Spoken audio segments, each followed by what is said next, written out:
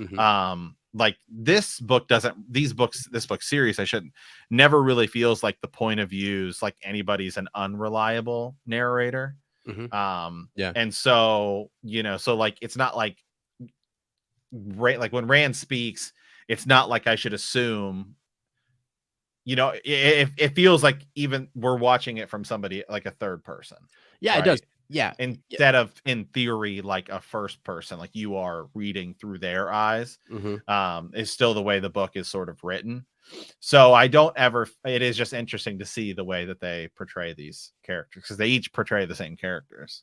Right, because mid chapter you can have Egwene's point of view, right, where that's being read by Kate, and then you have to then all of a sudden there's a long break and a pause, and Rand takes right over, so we get his thoughts on that same conversation. Now you also, as the author, and this is what Robert Jordan does sometimes, is you don't give us that person's thoughts, and you can kind of hold that or whatever. But yeah, most of the time, yeah, when you hear it, it's like, oh, that's really what Rand thinks. That's really what those characters are kind of experiencing, and you take it for what it is. Now, it is always interesting. I love too that when it's like when it's Nynaeve talking about Elaine, they're always kind of this extra. It feels so real because there's this extra banter about like personal digs. They're making like a personal dig about how much Tom, or Elaine was sitting on. There's one. There's one. I think it's actually in chapter 8, which we can get to here shortly. But it's where Elaine is talking about Rand, right? Yeah. She's thinking about Rand. And she's like, well, I wonder what he's doing. And she's thinking about like, well, does Rand need anything? And Egwene says like, he needs what he's always needed, like a slap on the head. It's like, yeah. Like, I know.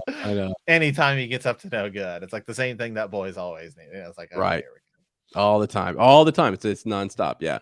So okay, a couple more things. Just let me think here. The big thing was, right, that they wanted the arrest warrant. What was out there, right, for Moraine.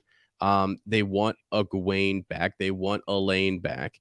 And so they're in a light of stuff, seeing her letters. That's kind of a cool thing, is that there is some I don't know which one. What would you call this? What's the word for it? But like as they're looking through the box of letters and stuff, it will disappear on them. Some items are stronger and hold in the world than if they've been there longer, or if they're temporary and they're changing. Like, yeah, it is sort of still a reflection, but it could be changed just to. So you got to be careful with what you read, I guess is what I'm saying. You can learn some stuff, but then some stuff vanishes so quickly. Well, that might have just been a thought that might be a crumpled up paper that's not even really there anymore, But it was cool that they got to look in the box and sort of see what was going on. So, yeah. Okay. So the last part of this chapter is pretty short. Demandred steps out from behind the column in the grand hall of the Caemlyn Palace, had been watching Elaine. He can tell that she does not like what Rand had done in Caemlyn. Let the Lord of Chaos rule, he says, and then he leaves. Like, yeah. Doing my best, Michael Kramer there. That was good, actually. That was good. Yeah, because it's this. It's a moment where it is always we're always told that there are individuals watching them in Teleron-Riyadh, and that the Forsaken rule this world. They should be very careful there. Yes. And to see one step out and like who could have struck Elaine or something, even though he doesn't, but like what could he have done there? Could he?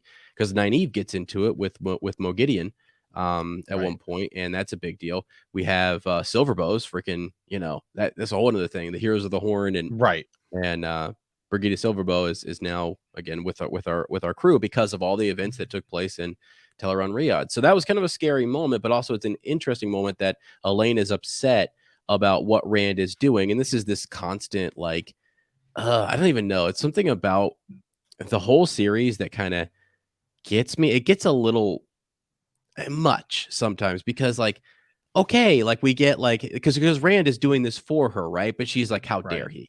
And also, I don't need him to do this. I know. And it's just so extreme on both sides that you're just sort of like, a little bit is funny and it's comic, but at some point I'm like, geezy cow, okay. And then they get there, and then it's just this swooning over each other. And oh my God, I'm so in love with him. And it doesn't matter what you do. But also he's going to listen to me. It's just crazy. Yeah, I will say this.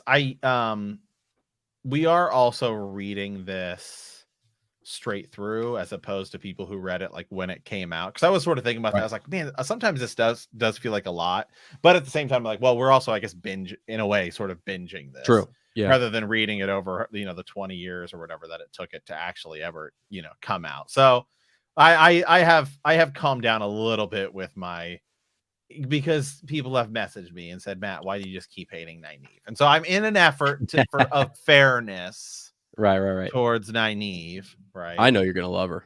I know it. Nynaeve, right? Nynaeve. Some people don't even like that we call it Nynaeve. It's not. It's but that's how they say it in the show. So deal with it. It is. So Yeah. it's Deal with it. Nynaeve, Neave, right? Right. So nonetheless, in an effort to be more fair towards that character. So right.